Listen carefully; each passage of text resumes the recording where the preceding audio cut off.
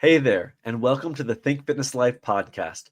We're fueled by the incredible clients who inspire us every day, allowing us to elevate their health and fitness journeys. On this show, you'll gain valuable insights from top professionals, hear inspiring transformation stories, and discover the knowledge and motivation to create your own best life. Let's dive in.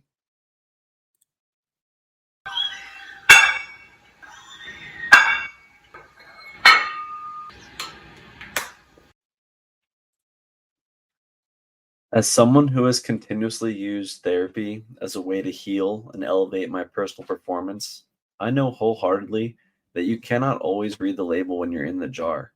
And that's why it's so helpful to have a professional in your corner to talk to. This podcast is sponsored by BetterHelp to provide our listeners with the opportunity to work with a licensed therapist from the comfort of your own home. Receive 10% off your first month when you sign up by going to betterhelp.com/TFL. That's betterhelp.com/T as in think, F as in fitness, L as in life. And remember, you're not alone. There are people out there who can help.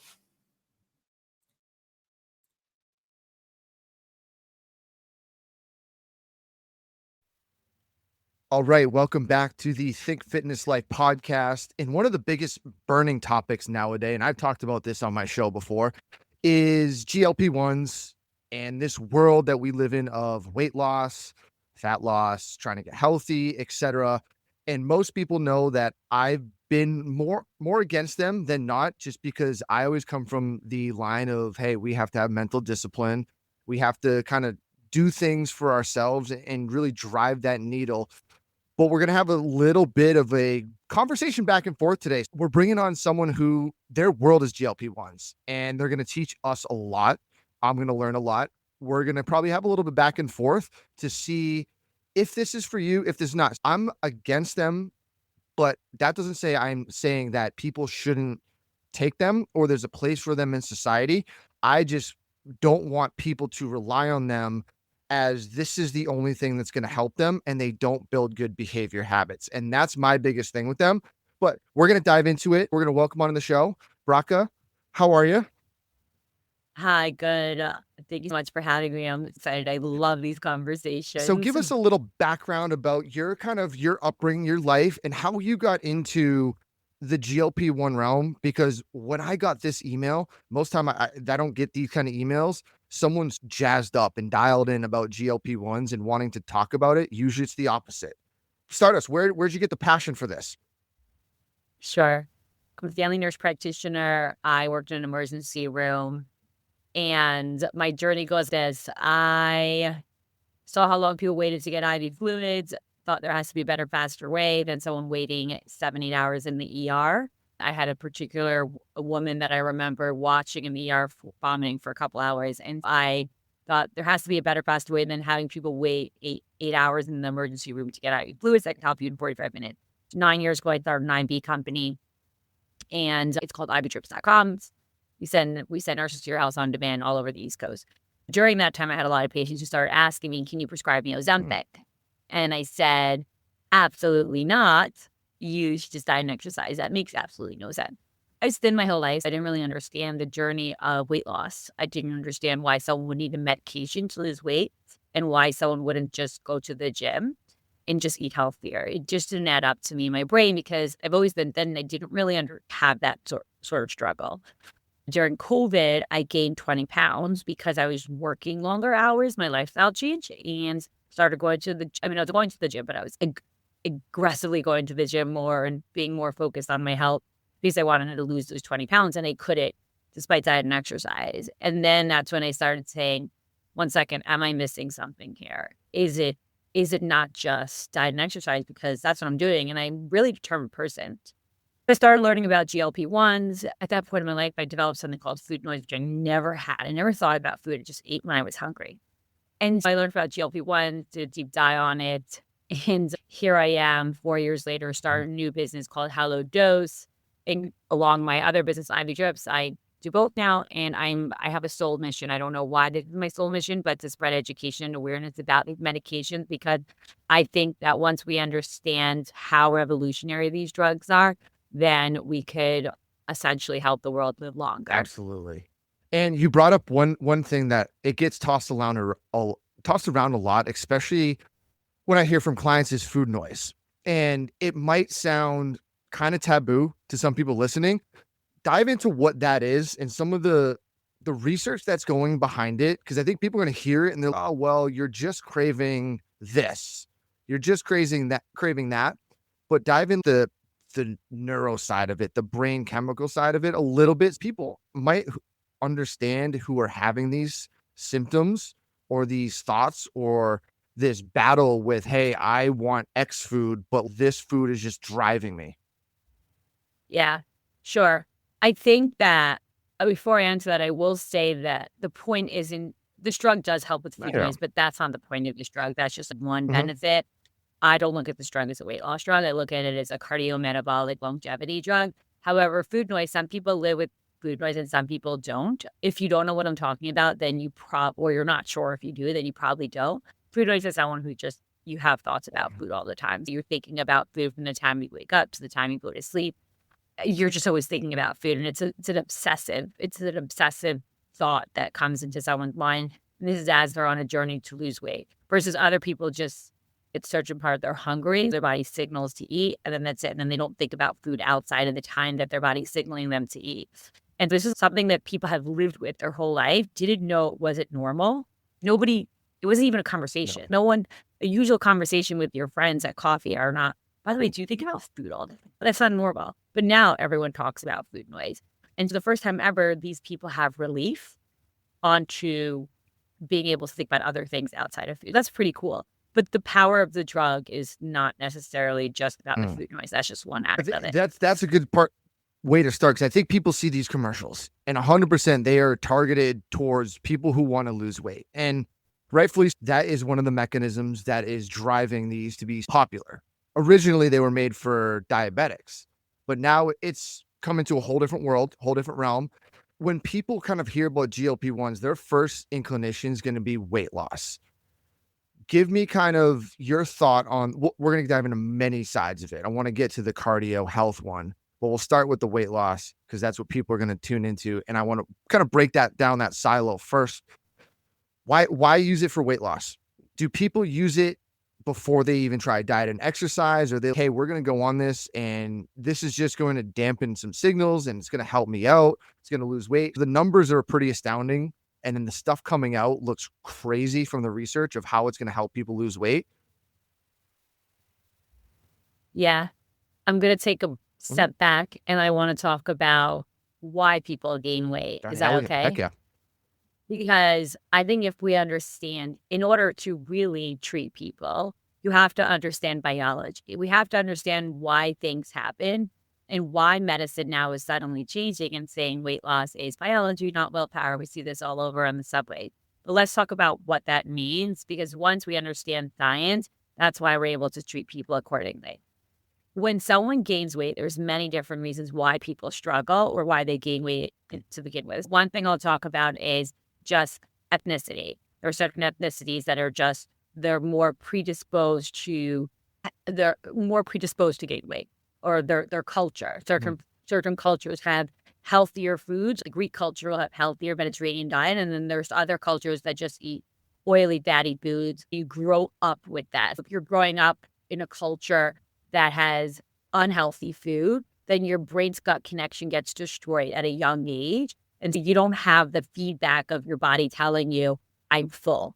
Another thing that happens, why people gain weight, is another biology part, is hormones. Women can go through perimenopause, menopause, which their insulin gets weaker. When your insulin gets weaker, that means that your body has to work a little harder to bring down those glucose levels. When you have high glucose levels, essentially you gain weight faster. And then estrogen, progesterone drop, which also causes it's harder for women to lose weight, which is less about their willpower and more about biology. If your hormones and body are changing, how we look at our HRT, we replace that. That's hormone shift. And you have thyroid. A lot of people have thyroid issues that cause a change. As people age, in general, as they age, their insulin also gets weaker, men and women. And it's nothing to do with willpower there. It's about biology. The other thing is an emotional aspect that happens. Certain people use food as comfort. Mhm. Not everybody does, right? Some of us use it once in a while and a chocolate chip here and there, but there are people that use it as a real addictive way of comforting their emotion. And this could have happened through childhood. And that's telling someone, by the way, your brain works a certain way. Imagine someone's brain working a certain way, and every time something happens to them, they get triggered and they have a certain emotional reaction. That can happen with food. Or if, let's say, your mom didn't feel happy with you when you didn't finish the plate, you always have to finish the plate. The willpower it takes to change for someone who grew up that way is very different than someone who didn't grow up that way. When we talk about the different reasons why people gain weight, when their metabolism may be a little different, when they grew up in a different culture, when there's a psychological thing that happened, there's a lot of cases of sexual abuse that happened as a child that programmed people to protect their body by eating more. And then the hormone aspect, and then the age-related aspect. On top of all that, another thing that people should know about is called a body set point. A body set point is something that what you weigh currently, or the past 7 years, is your body set point. For example, if you go on vacation and you gain 3 pounds or lose 3 pounds, your body will come back to your body set point because that's where it feels safe. If you are 38 pounds overweight, you try losing weight, your body doesn't want to change that. It wants to stay there because it feels safe. Because through evolution, when the people who survived when you had to hunt for food were the peoples whose body knew how to hold on to fat. And when you think about why does my body not lose this fat, it's because your body's designed to protect you, to keep you safe. And that's what we mean when we say biology. If your weight is a certain amount over these years, it's going to be hard to shift it naturally. And even if you do shift it, think about people who lose weight, right? Most people that lose weight naturally don't keep it off for more than 5 Correct. years because they're constantly being pulled back to their body set point. And you can't fight your body. You're not smarter than your body. And so when you think that you're smarter than your body is when you have all these problems. That's why let's use science to treat people, which is why Ozempic and these medications are revolutionary, not just in what they do, but also in a turning point of helping society realize for the first time ever that weight loss was not about willpower, but there's also biology that comes into play in science. It's pretty revolutionary because it's changing the way we practice medicine, and people should understand that medicine is always evolving. And this is a change in our history that we're living through. Oh yeah, and it's here to stay. And it's when you say willpower, and I agree there is willpower, but it fades throughout the day. It fades throughout days and hours. And you have to agree with the biology. You 100% have to take it. And it's not easy for people to be disciplined. I understand that. Certain people, I'm very, very disciplined. This is hard for me to understand when some people, hey, I want to lose weight. I'll go to the nth degree to figure out how to get a goal. And I understand that eating in the biology is hard for things. It's cultural. It's neurological. If you said someone's got past issues with it, that's the hardest to break for someone because they're not looking at food as food. They're looking at it as something else to comfort emotions or to change emotions. Exactly. What main thing is people understand you can have discipline, but you have to look at the layers of our system, human biology, and we're complex that it's just not a calories in, calories out equation. And I feel so many times people just look at, oh, it's weight loss. Yeah, if you're dialed in, and I'll be honest with people, it's hard. It's hard and it's tough and you have to do it. But some people might not have that option. And that's where the GLP-1s come in. And with the GLP-1s, I do have a question on that. When someone gets on it, are we taking, or doctors or you, background history? Hey, did you have a past that is causing you to gain weight or hold weight? Because I wonder if they start getting on GLP-1s, if that relationship and from the past or past habits start to fight each other, what does that look? Or do the GLP-1s literally just kind of take that and pull that down? Then they can start working through some other things. And to piggyback, I know this is a long one. There is some research coming along about GLP-1 and mental health and kind of helping that. I'll let you kind of go unpack that one. Yeah, great. Everything in life, you always can use things for good and bad. And you can use these medications to 100% silence your body, or you can use it to listen to your body. The same drug could be used for both. when you go on doses that are really high, you essentially silence your body. You silence what your body's telling you, and you don't listen to the feedback the drug is giving you, which are the side effects. Then you're silencing your body. Versus listening to your body is going in small doses and learning the feedback that your body's saying. Let me just say, for example, if you go on these medications and you start feeling nauseous on it, or if you start having indigestion, a lot of times it's due to the type of food that you're eating versus the drug is bad for you, but it's really just when you eat foods high in sugar. If you go on this and you have fried chicken wings, you're going to feel really sick. You're just not meant to eat those things. And everyone has a different health journey. You said I'm a very disciplined person. Your pull towards, let's say, chocolate or candy or fried foods may not be the same pull as someone else. And the comparison when we talk about willpower and how hard people try, it's just different. Literally, everyone has different biologies. Everyone has different levels of pullness. That's just one thing to understand. And I also look at these medications as brain drugs, not just gut drugs. That means that you have habits of how you live your life. I work out, or I eat after I have dinner, my habits. And then there's the energetic or the desire, the dopamine.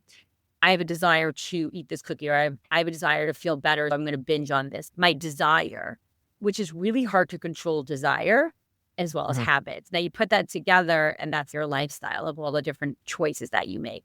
When you go on these medications, you're able to split that.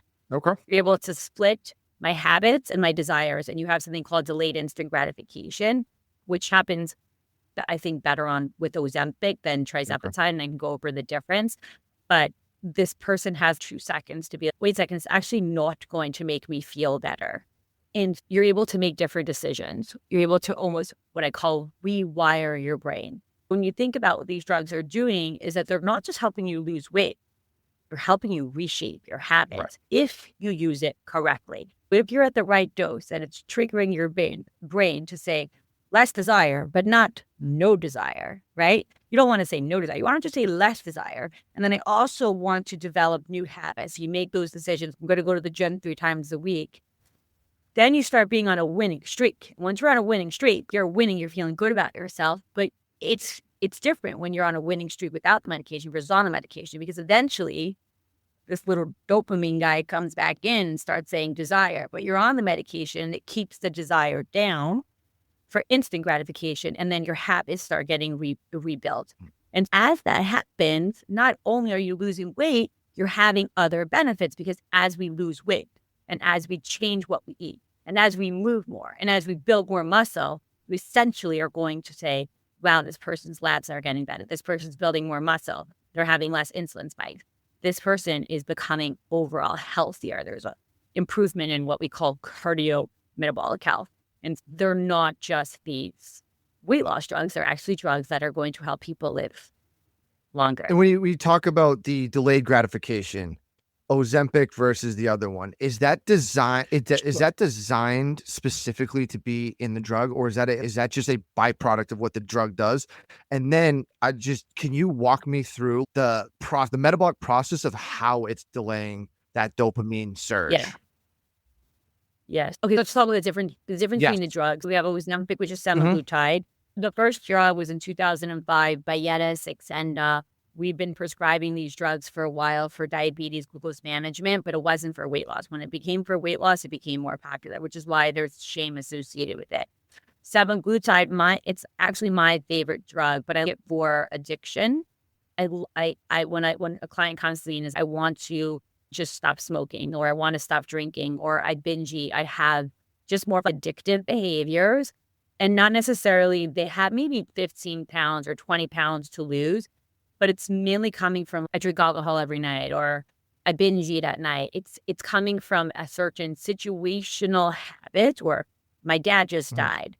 I really Ozempic semaglutide ingredient for that because it works really well as a GLP-1, which works really well. It's a GLP-1 and it works really well with the hypothalamus of controlling desire.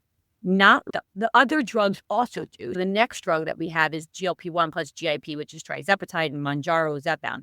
That also helps with desire. But I particularly feel that semaglutide helps more. The other drug has GLP-1, so it has the semaglutide in it, plus GIP. GIP is helping with insulin sensitivity. The category of people that we think about with insulin sensitivity are usually menopausal women, perimenopausal women, due to the insulin sensitivity that happens through body shifting, and then chronic obesity. Obesity protects obesity. I don't know if you guys ever heard of an itch causes an itch. You start itching and then you itch more. The obesity causes obesity. The longer you're overweight for and the longer you have insulin resistance, the harder it is, the weaker your insulin is. And it's harder to lose weight. Those people do really well with trizepatide. And trizepatide is just better for chronic weight loss. The next drug is going to be GLP-1, GIP plus glucagon. Every time that the next drug comes out, we get a little bit more advanced what it does. I still look at them as depending what I'm targeting. I may feel different about retatrutide. I haven't prescribed it for that many patients to know, but they all, to me, have a little special tweak in terms of what I will prescribe it for, depending on what the patient is looking for. Gotcha. Yeah. Let's go to GLP-1. When developing it, is this made for weight loss or is this made for treating addiction and controlling the hypothalamus? That's great. It was made for weight loss, for glucose management. But then we started putting patients on it, and the cool part about this is that I don't think we all knew what was happening in terms of these benefits that we were seeing. One benefit makes sense. You make someone lose weight, they're going to have a lot of benefits. If you are overweight, you're going to have more inflammation in your body because you're having higher insulin levels, and you're going to have at risk for heart attack, diabetes, chronic obesity, cancer, all of these things, right? I don't think we had an understanding that it was going to help people with addiction, but pretty much you're putting patients on it as a clinician, and everyone's coming back saying, I just stopped drinking alcohol. I mean, this happened to me. I completely went off alcohol going on these medications. And I never thought that. I thought I was always healthy. And the moment I gave alcohol up, I just realized I elevated my game in such a crazy way. And I realized how bad alcohol was for my body. And these drugs just make you change your habits, because now I'm at the gym and I'm just feeling stronger because I didn't drink the night before and I got a better sleep. I don't think we knew that it was going to help with addiction the way that it is. I really don't think we knew that. But now that we do know that, I do wonder who is going to take that information and develop the better drug that helps with instant gratification, but not with long-term gratification. When you look at, this is pivoting topics for a second, but when you look at drugs that help with depression, a lot of people it's just overall sadness. It's overall, they feel less. It's just like targeted. It's not saying, by the way, if you go on this drug, you have less desire for life. It's not saying that. It's just saying for instant gratification, which is, and I know obviously everyone thinks about sex when I say this, and does it affect that, which I can go into, but it's also the food and the sugar and the alcohol and the smoking. You don't get instant gratification when you think about going to the gym. I mean, I don't get that dopamine I do from eating a cookie. And it's kind of cool that something this has the ability to trigger, say, you'll have less desire for instant thing, which we're becoming a world of instant gratification. Think about the amount of dopamine hits we need per second as we go on Instagram. And it's saying, I'm not going to take away the desire for you to go out and connect with your friends. That's kind of cool. And that's where science is awesome, because you have these drugs, whether you agree with them or not, but it leads to other things. In the future, we don't know. I'm sure someone will take this and be like, hey, we can maybe help treat addiction. And that's, to me, that's huge, because not even to, let's say, drugs, alcohol, but just to, you mentioned before, biology. We live in a crazy time, crazy world, especially here in the States. When you travel outside the country, it's a little bit different, but we just have everything readily available. Poor food culture, processed foods, the whole nine. And it's competing against our biologies. We have something that can help our biology, because understand everyone's not going to be dialed in. And that's where I get it. I've always told people on this podcast, if I could bottle up my motivation and discipline and sell it, I would 100% give it to people, because I would love people to have it. But if this is an avenue to get someone to start this process, that's cool, because then they can start all the things you said. That's how my brain kind of works. And some other people's brains work too. It's, we get this instant gratification from the gym and not other stuff. And then you just start stacking behaviors. and they don't have to go on to, you mentioned depression drugs. The big side effect one I know is weight gain from them. How many clients have been on certain amounts of, I won't mention their names, but they come back, I gained 10, 20 pounds because it's changing their way their body functions. Now you're saying this GLP, which is a peptide, which is for people, it's not a bad peptide. We have it in our body. This thing's good and it's changing our physiology day by day, just depending Yeah. on how you dose it, how you use it, because we have it in us naturally. Some people just might need a little more drip. Yeah. Yeah. You start getting into the weight side of things. They market it, but you talk about cardiometabolic health. That seems to be your passion of kind of where you're diving with the GLP-1s. And people always go back and forth. What are the long-term side effects? What are the side effects? There's some I've heard, especially for females, whether it's, you got to be careful bone density and stuff. One of my big questions is it does atrophy muscle. I read a lot, and one big concern is Let's debate that. cardiac Let's muscle. debate that. And is there a concern if someone's taking, first, let's go high doses just to try to lose weight and they're not working out? Is there a potential concern of, hey, you could be losing too much cardio or affecting cardio muscle a little bit that could get someone in the red zone? And if someone's just microdosing, I'm sure, I'm going to guess you're pretty much a microdoser. Yeah. You get people on schedules. What does that look? Let's dive in. Yeah. My biggest concern with these medications are going to be, and the drug that everyone's obsessed with, that I actually am the most worried about, is retatrutide, because people will lose so much weight on these medications. That's going to be a heavy hitter. That one's crazy. Yeah. We're looking at it. And I think people don't understand what it means when you lose muscle. It's not just I lose muscle. It's not a big deal. I'd rather lose muscle than fat. You can't look at that. You have to look at muscle as an organ. Muscle is an organ in your body that has a function. You can't lose it. If you lose it, you're essentially saying you are losing years to your life, because muscle is what protects your bones. Muscle is what protects your glucose management. And without it, you're in big trouble. The drug Ozempic or Mounjaro, I have yet to see a case where someone lost 0 pounds but lost muscle. It doesn't work by causing any sort of actual muscle loss. It causes weight loss, and with weight loss, you can lose muscle. People are, don't go on these drugs, you're going to lose muscle. You just have to work out. You shouldn't go on these drugs if you're not interested in, depending on the case, but you really should be working out when you're on these medications. And you really should go on these medications, look at it, I want to live a healthier life. And we shouldn't look at it if this then that, it's a prescription that you get from your doctor. It's GLP-1, it's hydration, it's movement, it's building muscle. These are all of these things are important. It's like a whole package. It's not exercise or go on a GLP-1.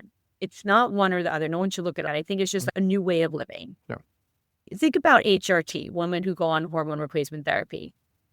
There's no shame. It's not like either you try really hard and you do a morning rituals, or you go on HRT. And if you go on HRT, you're cheating. No one says that. Why? Why are we not saying that about HRT, about hormone replacement therapy? Because we understand that a woman loses it.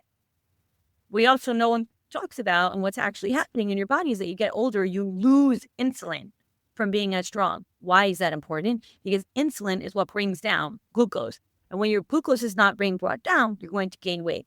And this is also just like an age-related thing outside of, let's say, if you have chronic obesity. It's just to open people's mind, not to just look at if this is a weight loss drug, but just it's a lifestyle drug that I believe that one day pretty much every single person in the world, or majority of the world, will be on these medications. People go on metformin nowadays for longevity. Metformin is old school compared to GLP-1. Yeah, I remember that era. Whoever's going on metformin will now go on GLP-1. And yes, you will be microdosing on it. I don't believe you need such high doses to get such great results. You don't. Yeah, that's at first people are taking these doses. And just like in the bodybuilding world, people are, all right, we're taking crazy doses of steroids and they're microdosing. And it's understandable of whatever their goals want to be, not to knock anyone. But when you hear some of these people losing fast and they're on dosage, what do you think tapering off or ever coming off some of these drugs?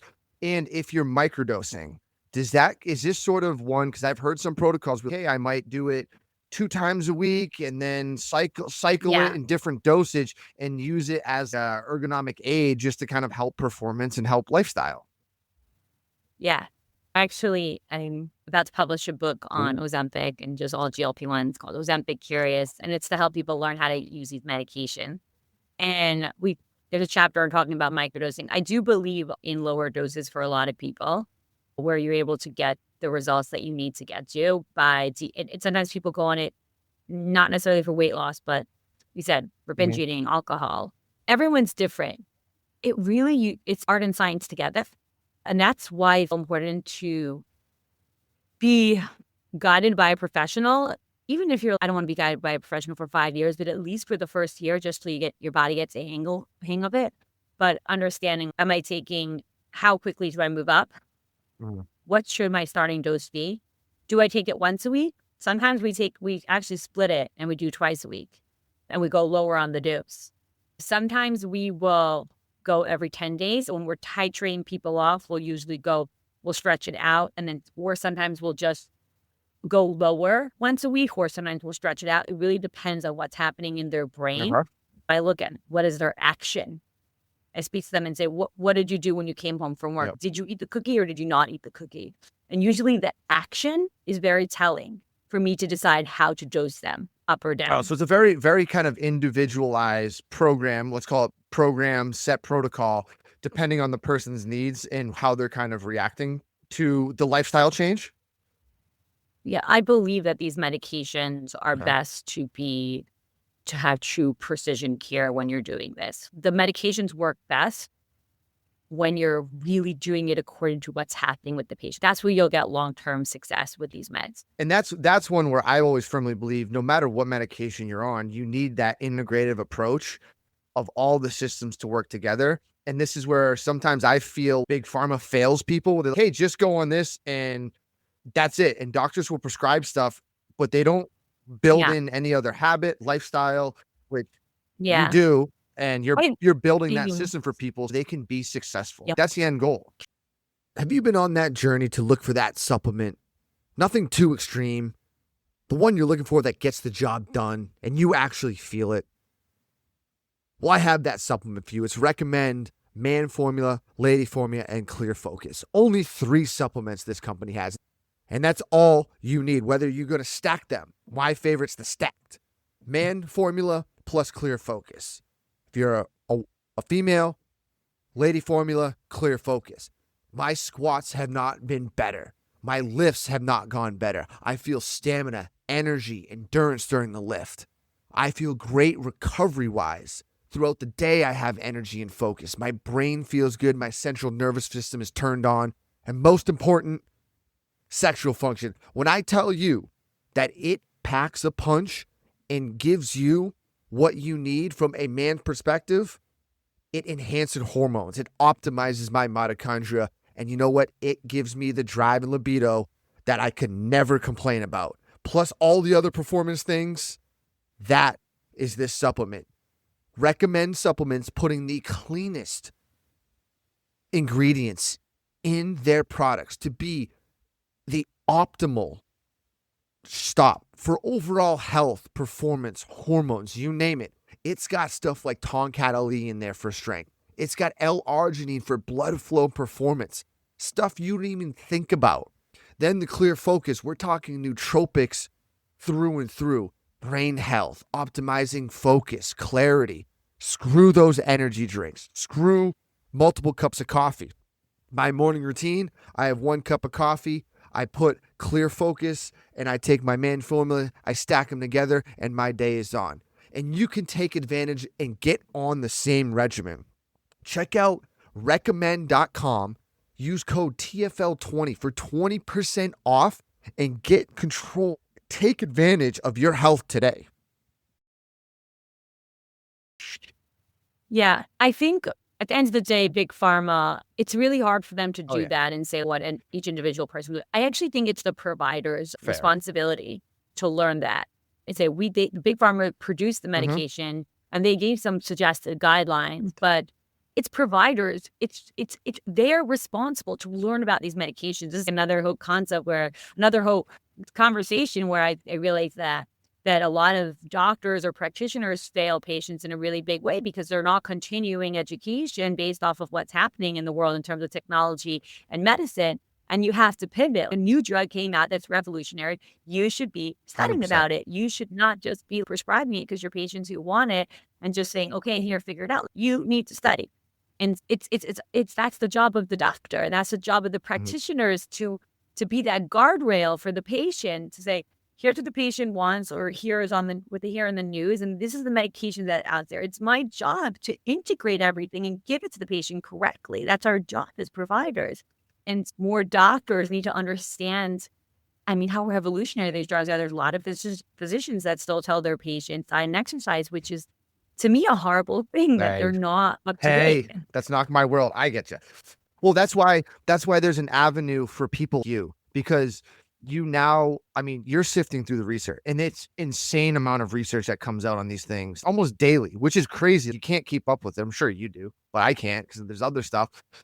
But people are starting to now go to specifics and try to find professionals that are, hey, I want to go into the weeds about this because I just don't want to be blindly, hey, diet and exercise.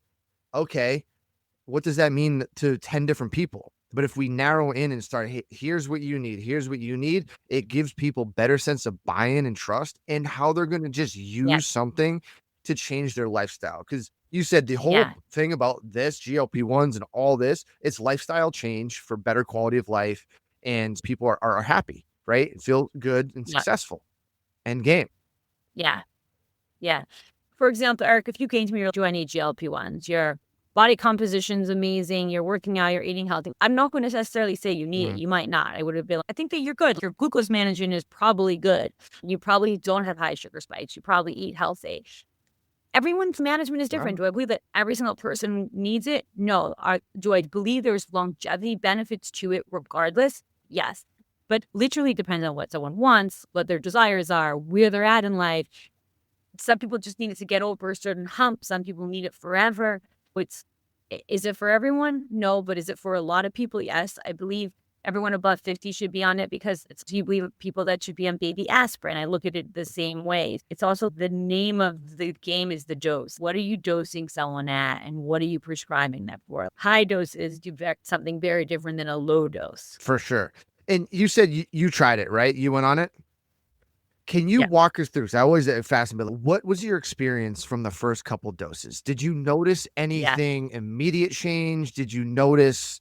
Walk us through kind of how that felt. I'm very curious what some of my clients are on it. Okay, awesome. I'm kind of curious of what their experiences are through it and what they kind of deem, hey, this is where I'm motivated. This is where I'm feeling dialed in.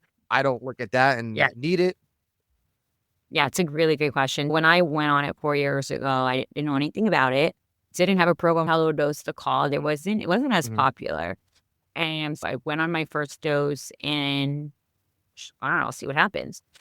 I went across the street to get a green smoothie. This is healthy. Going to the green store. Across the street, I literally just made it back to the toilet.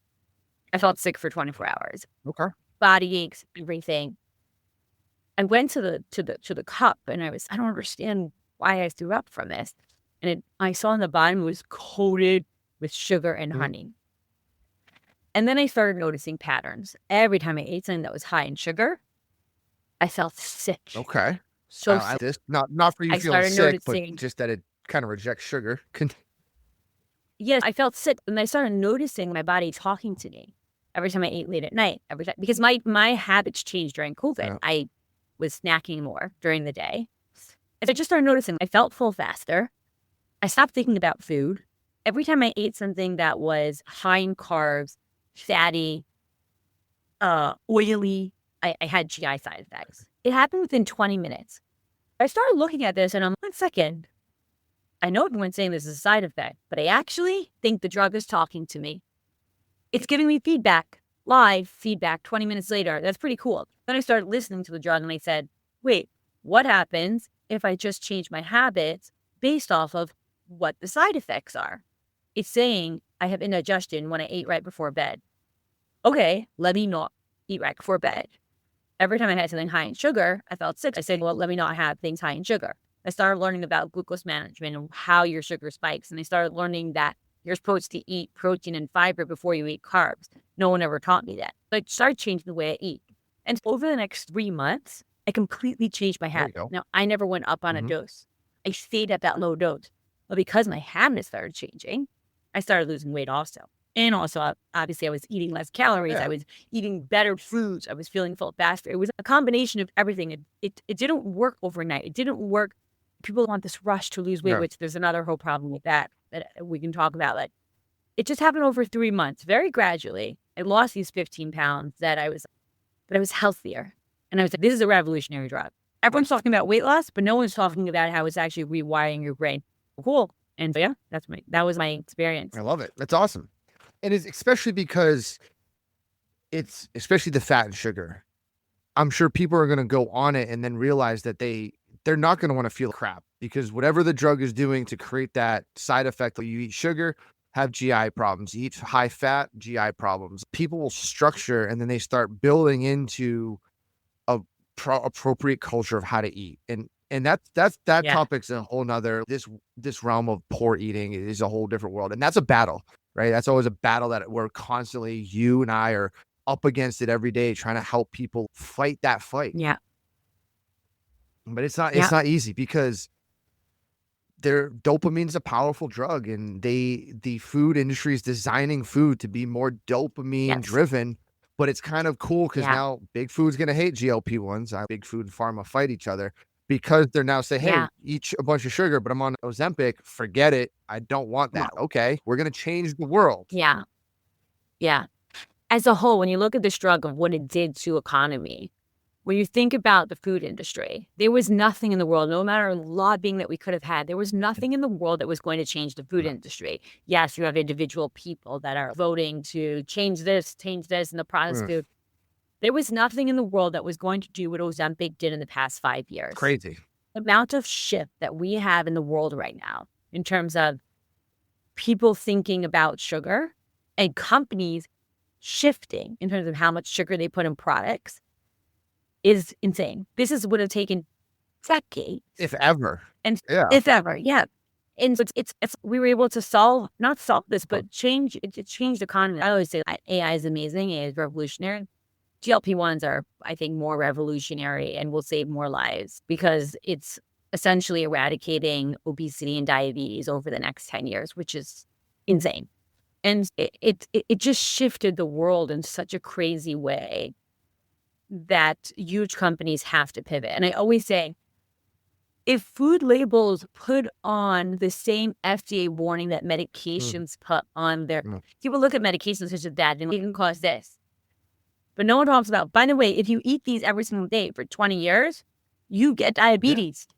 No, it doesn't say that. The food label doesn't have to say that. I mean, this is not talking about GLP-1s, but it's a big, big issue of all of these things and why we actually need the drug is because of our food industry, of what we allowed to happen in our food, which wasn't years ago. And you also think that the impact down the road of the health insurance industry, everything's going to get impacted by one drug, which is crazy to think that if people are getting healthier, there's not going to be a huge tax on the healthcare system. And it's just, here's the effect, right? We can hopefully start to change things. I know that's a whole different realm, but fingers crossed, we can start influencing people to just be overall better, healthier. And you mentioned weight loss and rapid weight loss. What are your thoughts on someone, hey, I want to lose 50 pounds in 3 months, get me a GLP-1. What would you say to that? And then my follow-up question is, you're talking a lot of Ozempic, and that sounds like that's your go-to. If someone has a question of, hey, which one would I go on? How would you answer that? There's a two-part. Yeah. When someone comes to us and want to lose X amount of pounds in this amount of time, usually we don't accept them into our program. They're just strict. It's not. Yeah. They're never happy, and no matter what you do, you're at a loss because it's actually not good for the client. When you lose rapid weight loss, there was a study with The Biggest Losers where they had 3 contestants trying to lose a lot of weight. And what we learned was that even though they lost the weight, we measured essentially their metabolism, and we saw that their metabolism slowed down. When you lose, and this is rapid weight loss, but also rapid muscle loss, muscle will always burn more calories for you than fat. When you lose a lot of muscle, you will essentially slower your basal metabolic rate, which is how many calories you're going to burn at a given moment. People who have more muscle, they essentially really could eat more. Yeah. And so when you lose so much weight quickly, you're losing that ability to break down sugar and glucose, and you're also slowing down your metabolism. There's a lot of other things that happen, but essentially you're never in the win when you lose weight really quickly. You also don't change your habits. If you're going to lose 30 pounds in a month, it's not enough time to actually change habits. You have more wrinkles because of that. You have a slower metabolism because of that. And it's kind of funny because sometimes people struggle for 7 years to lose weight, and then they go on these medications and they want everything in 30 days. Humans are very interesting. We go from, I don't want to go on these medications, it's not safe, to let me go on it in the most radical way ever that's dangerous to my body. You just told me yesterday you don't want to go on it because you're nervous. Now you want to go on it in the worst way possible. I mean, it makes no sense. You go on it slowly. You go on it to lifestyle drug. You go on it to change your habits. You go on it to learn how to eat better. And the rapid weight loss is not great. And the other thing that happens that I notice is, particularly with men, the sex drive thing. I noticed that when men go on these drugs and they lose a rapid amount of weight loss really quickly, their sex drive decreases. But their sex drive doesn't decrease when they go on it to a general person. And maybe it's because men are a little bit more aggressive than women, which is why I've seen it. Men are just more aggressive. And in general, they're willing to take more risks. But they'll go on these drugs and try to lose 30 pounds in a month. Maybe that's why I've seen that, but that's particularly what I've seen. And with women, I've seen usually they feel better in general sexually because they feel better about their body. That's usually what I'm seeing. But for the most part, it doesn't decrease sexual desire. But if you do take it at a really high dose really quickly and lose rapid weight loss, there's a chance that may happen. Not forever, but while that's happening. Do you think at the higher dosage that certain drugs, the desire of just in things in general will kind of bottom down no matter what, because you're taking high dosage? Some things that someone might be, oh, this excites me. Now you're just, okay.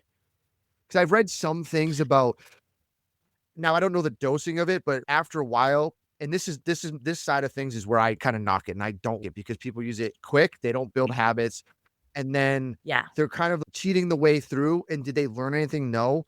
But are they using it so much that then they are starting to decrease their motivation to do other things in life because everything's becoming dictated by high doses of drugs, weight loss, that's plummeting, hormones are going to go. Yeah, I mean, it's never, you're literally never going to win when you take these medications quickly. I always say there's two main things that need to happen. One is, it has to be sustainable. The habits you're doing need to be sustainable. If you're eating one thing a day, it's not sustainable. And the other thing is that if you're not going to change your lifestyle, I'm with you. If you're not going to change your lifestyle and your habits and while you're on these medications, it's really hard to sustain it. And then with that, yes, you grow tolerant to these medications. Now, the studies show, I mean, they haven't really, based off of the latest research, it's saying we don't know if we could prove that you're growing tolerant to these medications. Now, I do think there's a level of control it gives you based off of lowering your sugar for people who are diabetic. If I'm not thinking about that for a second, if I'm thinking about it, people who just go on it for weight loss management and desire, I definitely think that people grow tolerant to it. Now, you will grow tolerant to it based off of how you treat the drug. For example, there are a lot of people that go on these medications that they're addicted to their food, that they will eat even though they're throwing up, and then they go back and continue to eat it. Essentially, if you don't pivot from the side effects, if you don't pivot from the real-time feedback, and you continue to just get your body used to it, you're like, just get used to the indigestion and you push past it, when the addiction is stronger than the side effects, those people rapidly go through the doses. Gotcha. Usually when I'm treating a patient where I see that, this is kind of where there's your belief system. It's, you can't use these drugs as a way of fixing what's going on in your life.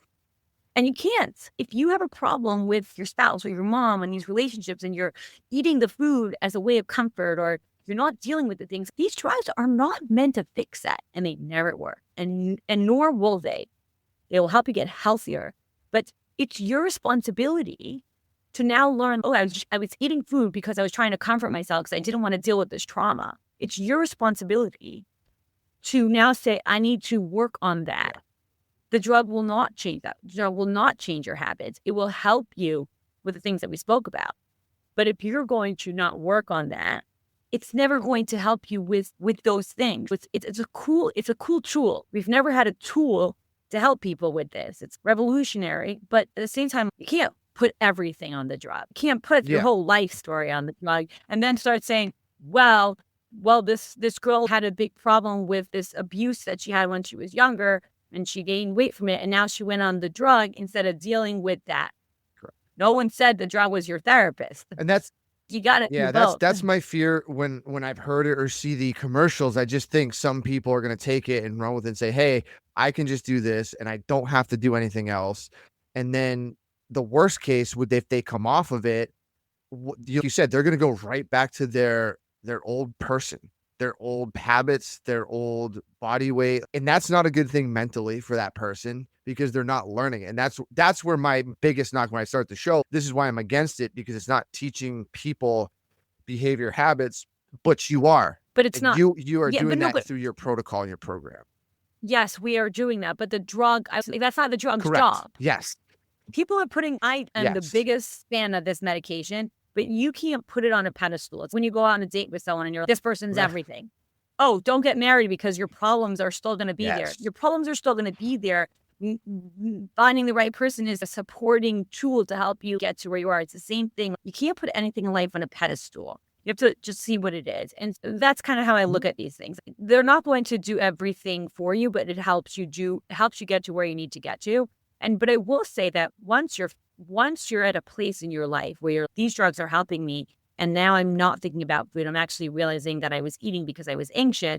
It helps if you work through that, and if you understand that. That's why it's important to be with a provider who understands these drugs. They could help you recognize that. Then you could be, let me work on this relationship that I need to work on with my mom or my sister to help me with what's happening in my mind of why I'm eating food is comfort. Let me work through it. My mind now is not obsessed with food, but it's actually now allowing the thoughts of anxiety to come in. I could work on it.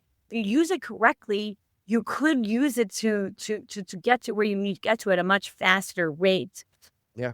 No, yeah, because people will take that and they'll run with it because they're going to understand that food choices and food desires and dopamine, it's more than just food. There's something behind it driving. It's neurologic, it's past, it's culture. Once you get to that stuff, then you can start really treating the whole human complex. And that's the stuff for overall optimal health, what we want to get to. It's not just, everything food's bad, but it's the deeper things of it. And that this is a tool, you said, to help someone get there. I said at the beginning, I'm going to learn some new stuff about GLP-1s today that I did not know. And I appreciate that. I have a 90% conversion rate, probably close to 95, Eric. Of people? Or just? Of people just after I'm done talking about GLP-1s, people are like, what? I'm into it. I wanted you to come on because of that realm of people. Oh, you're going to have someone who's pro GLP-1. Like, I'll have anyone on because I want to listen. And it helps people understand that this is just not what they think it is. It's different, Yeah. Your practice, let's dive in. Where can people find you? What's it? Hello Dose, right? Who do you service? Do you, I only have one question. Do you take young kids? What's your age limit for this or Ozempic, just in general? And that's a great question. I don't do peds. I a different topic on pediatric here and my belief system on them going on these medications, and it's a little bit more complex than adults. I put people on it for addiction reasons. We didn't even go into eating disorders, but I've had really, really amazing successful cases with bulimia. Works really well. The same pathway that we think about when we think about addiction, same type of thing that happens with people who have eating disorders when it comes to purging. And then a lot of women who have gained weight due to perimenopause, but also after childbirth. When as a woman, your body changes through different times in your life. And it's almost as if different human needs different treatments. And a woman has 3 big stages in her life, which just she needs different programs. And that's what we specialize in with the women, helping they go through these changes and the addiction that I spoke about. And really then we do a microdosing program where people are like, I just want to lose 15 pounds. I just want to be healthier. And then we do stack up with other peptides to help build muscle or skin glow and things like that. The peptide world is changing, and most people, GLP-1 is a peptide. Right? It's nothing crazy. It's a peptide. It's a long chain of proteins. It's Yeah. it's not synthetic drug. Like people think all of a Yeah. sudden, whoa, something coming out new. Yeah. And I will say, I know everyone's obsessed with Mhm. peptides now, and it's quite funny that people will go on BPC 157 before they go on GLP-1s. I don't want to go on semaglutide or GLP-1s. I'm nervous about that, but I want to go on BPC or a different peptide, MOTS. And it's funny because GLP-1s, well, you can go on any of them, and they're all great, and they all do different things. But when you talk about research and evidence-based practice and the amount of benefits that we have seen with these peptides, semaglutide and trizepatide you can't even compare. You're talking about 500 versus 100. They are just we have so much more research and know so much more about them than any other peptides. You talk about safety and research. I mean, they're just at the top of the world right now. Right on. Well, I know we're coming up on an hour, and I always respect people's time. Anything else on your end you want to dive into? I mean, we could probably talk to another hour about eating disorders and all that stuff, but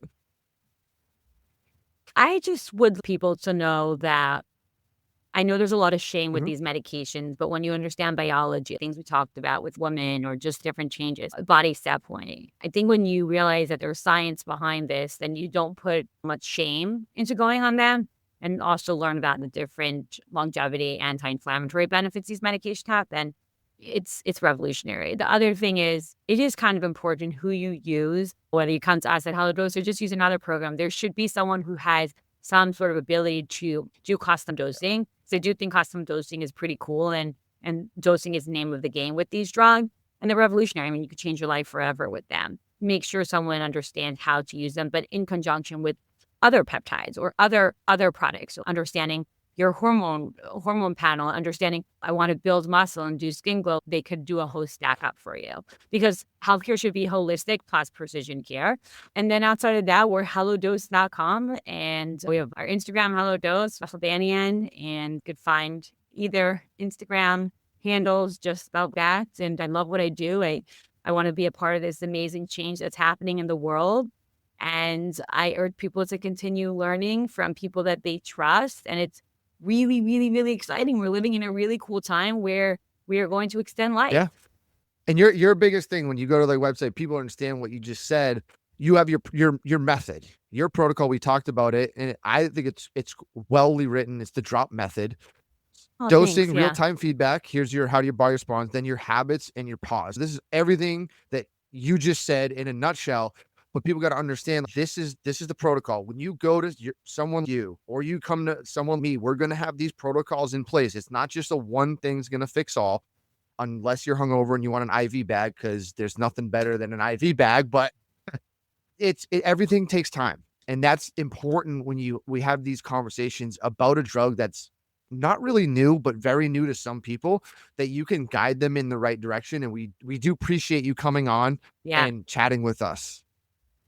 Yes, thank you so much. Yeah, if you need a drip, ivdrips.com. That's pretty simple. But thanks so much for having me, Eric. I enjoyed talking about this. I hope that I taught you a few things here, and I appreciate you giving me the platform to talk about things that I absolutely love. Matt Gluckman and Eric Menchie here from Think Fitness Life. Our entire careers have been dedicated to fitness, particularly how the mind helps the body. We've been around gyms and nutrition strategies for 25 plus years collectively, and nothing harms or helps better than your own mind, untrained or trained. Pushing beyond your limits, overcoming whatever's thrown your way, and making the decision to show up day in and day out as a lifestyle takes more soul than sand. And what I mean by that is when you can get your mindset and heart leading you consistently in the direction of your goals and dreams, well, it's just a matter of time before you have the performance, physique, or quality of life you're yearning for. See, your thoughts will stem from your beliefs, which will then lead you to action, which develop into your behavior and ultimately lead you to results. It's really that simple. Our process takes time, and it takes open communication. It's amazing what pops up along the fitness journey to betterment, and we can be there every step of the way. To learn more or apply for coaching, visit www.thinkfitnesslife.com. Start recreating your life today.